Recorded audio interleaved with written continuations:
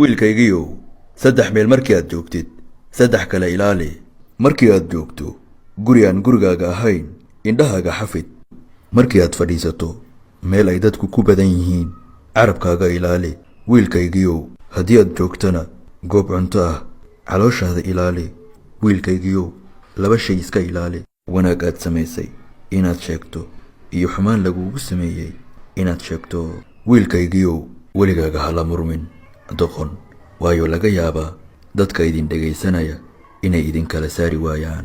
wiilkaygiiyow iska ilaali dayn maxaa yeelay maalinkii waa dulli habeenkii waa tiiraanyo wiilkaygiiyow dadku waxay kugu jeclaadaan wanaagga aad u samaysay iyo akhlaaqda wanaagsan wiilkaygiiyow dariskaagu wuxuu kugu jeclaadaa weji furfurnaanta iyo dhaqanka wanaagsan wiilkaygiiyow kuwa i necab ayaan soo arkay ma aanan arag wax iga cadowsan naftayda